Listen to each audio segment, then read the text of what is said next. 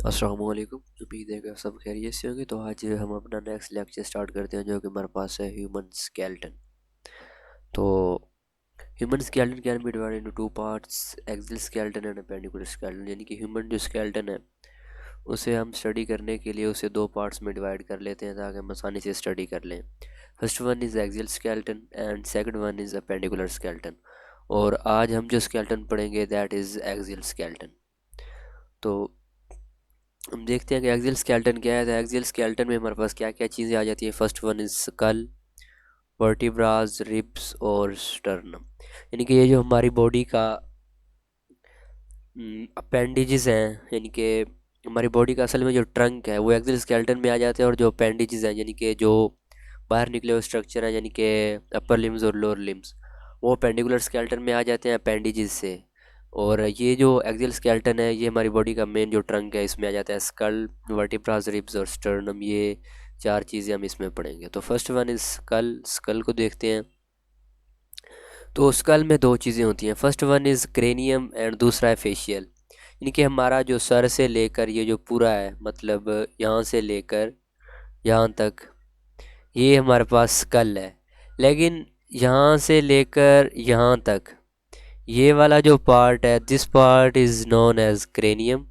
And ये वाली जो बोन्स हैं ये फेशियल बोन्स में आ जाती हैं। तो अगर हम पूरा कहेंगे तो हम स्कल कहेंगे अगर हम इस पूरे को स्टडी कर रहे होंगे। और अगर हमने अलग-अलग स्टडी करना है तो हम इसको क्रेनियम कहेंगे और इसको फेशियल बोन्स कहेंगे। तो अब हम इनकी मतलब इनको वन बाय वन इनकी बोन्स को देख लेते हैं कि मतलब क्या क्या चीज़ें इनमें प्रेजेंट होती हैं। तो फर्स्ट वन स्कल है।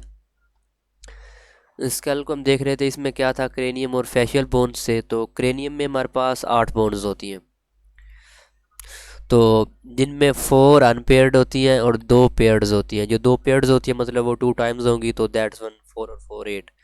तो इनका मेन फंक्शन क्या है, ये ब्रेन को प्रोटेक्ट करती हैं। इसमें क्या है, कौन कौन सी बोन आ जाती हैं, पेरिएटल एंड टेम्पोरल। ये दो पेयर्ड बोन है, पेरिएटल और टेम्पोरल। ये मोस्टली वो शॉर्ट क्वेश्चन में पूछ लेते हैं, तो इसलिए आप इसको याद कर लेना। उसके बाद फ्रंटल, ऑक्सीपिटल, सेफनाइड, एथमोइड, ये जो बोन्स हैं चार, ये अनपेयर्ड हैं। बिसाइड दैट इसमें हमारे पास 14 फेशियल बोन्स हैं, जिनमें 6 पेयर्ड हैं और 2 अनपेयर्ड हैं। जो 6 पेयर्ड हैं उनमें maxilla, zygomatic, nasal, lacrimal, palatine, inferior, concha, ये हमारे पास अनपेयर्ड हैं। और ये हमारे पास पेयर्ड हैं। जो अनपेयर्ड 2 बोन्स हैं वो हमारे पास मैंडिबल और वोमर है। यानी कि मैंडिबल और वोमर, ये नीचे वाला जो जबड़ा होता है दैट इज़ मैंडिबल, और हमारे पास वोमर ऊपर प्रेजेंट होती है। तो ये वाली जो हमारे पास 2 बोन है ये अनपेयर्ड हैं। बाकी सारी फेशियल जो 6 बोन है ये हमारे पास पेयर्ड होती हैं। तो इनको आप इनकी लोकेशन देख सकते हैं कि हेड में जो फर्स्ट वन, ये जो फोर हेड की बोन होती है इसे हम कहते हैं फ्रंटल बोन। ये जो कनपट्टी वाली बोन होती है इसे हम कहते हैं सेफनाइड बोन। आंखों में जो प्रेजेंट होती है उसे एथमॉइड बोन कहते हैं। लैक्रिमल आंखों के नीचे प्रेजेंट होती है। नेजल नाक की बोन होती है। जाइगोमेटिक, ये जो हमारे फेशियल बोन्स में ये जो उभरी हुई साख्तें होती हैं नाक के साथ, तो इन्हें हम कहते हैं जाइगोमेटिक। मैग्जिला हमारी ये अपर जा में, यानी कि नोज़ के नीचे जो बोन प्रेजेंट है ये मैग्जिला। और मैंडिबल नीचे वाले जबड़े की बोन है। तो ये ऑडिटरी कनाल, ये बोन तो नहीं है, ये तो वैसे एयर की साख्त है। और उसके बाद एंड वाली जो बोन होती है दैट इज़ ऑक्सीपिटल।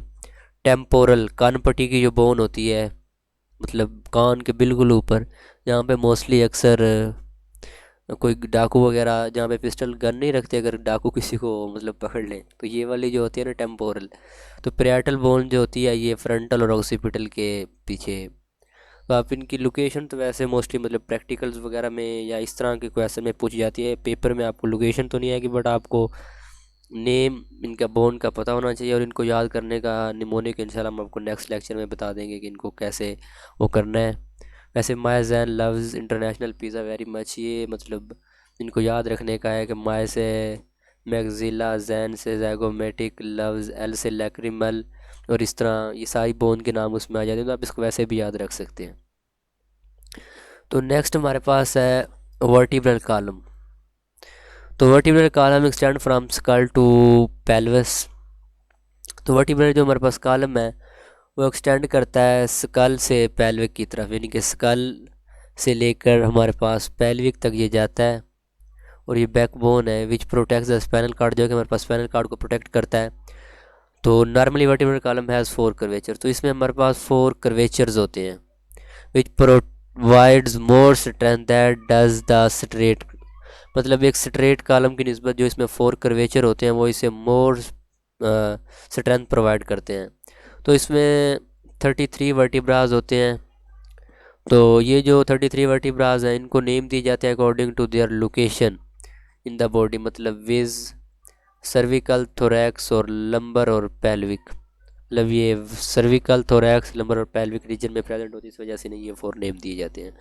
तो सबसे पहले हमारे पास है सर्विकल वर्टिब्राज, यानी कि नेक के वर्टिब्राज। तो इसमें 7 वर्टिब्राज होते हैं इन द नेक रीजन। इनमें फर्स्ट 2 एटलस और एक्सिस हैं, ये मतलब इनका आपको नेम पता होना चाहिए, आगे किसी का नेम नहीं है। तो 12 थोरेसिक वर्टिब्राज हैं जो कि थोरेसिक रीजन में प्रेजेंट होते हैं। उसके बाद 5 लंबर वर्टिब्राज हैं और 9 पेल्विक वर्टिब्राज हैं। तो जिनमें 2 सेट, पेल्विक वर्टिब्राज में 2 सेट होते हैं, सैक्रम और कोक्सी। तो जो सैक्रम है वो फ्यूजन ऑफ इंटीरियर 5 वर्टिब्राज से बनती है, वेयर कोक्सी जो है वो उसमें 4 वर्टिब्राज, पोस्टीरियर वर्टिब्राज होते हैं। एमसीक्यूज में वो पूछ लेता है कि सैक्रम और कोक्सी में कितने कितने वर्टिब्राज होते हैं, जिनके 5 और 4 होते हैं। तो आप इनको अच्छे से याद रख लीजिएगा, क्योंकि मोस्टली हर दफ़ा वो पेपर में पूछ लेता है। उसके बाद हमारे पास है रिब केज। तो it is compose of 12 pair of bones. इसमें हमारे पास 12 पेयर ऑफ रिब्स होते हैं जो कि विच आर्टिकुलेट द थोरेसिक वर्टिब्राज, जो कि थोरेसिक वर्टिब्राज के साथ आर्टिकुलेट करते हैं। तो 10 of them connect interiorly with sternum, जिनमें से जो 10 पेयर होते हैं वो स्टर्नम होती है, ये जो सीने की हड्डी होती है। तो इसके साथ 10 पेयर जो हैं वो डायरेक्टली कॉन्टैक्ट होते हैं। तो डायरेक्टली या इनडायरेक्टली, इनमें से 2 जो होते हैं वो इनडायरेक्टली कनेक्ट होते हैं through the coastal arch. Coastal arch होता है जो स्टर्नम का एंड वाला पार्ट होता है, उसे हम कोस्टल आर्च कहते हैं। 2 उसके साथ इनडायरेक्टली कनेक्ट होते हैं, 8 डायरेक्टली कनेक्ट होते हैं। और जो नीचे वाले 2 लोअर पेयर होते हैं उन्हें हम फ्लोटिंग रिब्स कहते हैं, क्योंकि वो स्टर्नम के साथ अटैच नहीं होते, वो वैसे ही फ्लोट कर रहे होते हैं। तो वो किसी के साथ भी अटैच नहीं होते, वैसे ही फ्लोटिंग रिब्स कहलाती हैं। तो the rib cage provide support a semi vacuum chamber called chest cavity. तो रिब केज की वजह से हमारे अंदर जो एक वैक्यूम तो नहीं होता, मतलब सेमी वैक्यूम होता है, एक तरफ से कवर होता है, सामने की तरफ से खुला होता है, इस वजह से वो सेमी वैक्यूम होता है। तो उसे हम कहते हैं चेस्ट कैविटी। तो ये यहाँ तक हमारा ये लेक्चर कवर था, जिसमें आपने ये तो देख लिया। नीचे हमारे पास ये होगा, ये देखें, ये हमारे पास कल है। तो ये हमारे पास क्लेविकल है। दिस बोन जो है ये हमारे पास स्टर्नम है, ये वाली बोन। तो ये 12 पेयर्स ऑफ रिब्स हैं। तो इनमें से 2 फ्लोटिंग हैं, बाकी सारे इसके साथ कनेक्ट होती हैं। ये सेमी चैम्बर्ड स्ट्रक्चर बनता है, सेमी वैक्यूम चैम्बर्ड, इसकी रिब केज की वजह से। तो नीचे पीछे की तरफ ये वर्टिब्रल कॉलम है, इसमें 4 कर्वेचर्स होते हैं। तो वो उनकी लोकेशन की वजह से, मतलब एंड वाली ये जो नीचे वाला ये वाली 2 बोन्स होती हैं इन्हें हम कोक्सी कहते हैं, ऊपर वाली सैक्रम होती हैं, देन पेल्विक रीजन, और उसके बाद ये सारा आ जाता है। तो हमने आज अपना एक्सियल स्केलेटन को देखा। तो यहाँ तक अगर आप किसी का कोई क्वेश्चन है तो आप कमेंट सेक्शन में पूछ सकते हैं। Thanks for watching. अपना बहुत सा ख्याल रखिए। अल्लाह हाफिज़।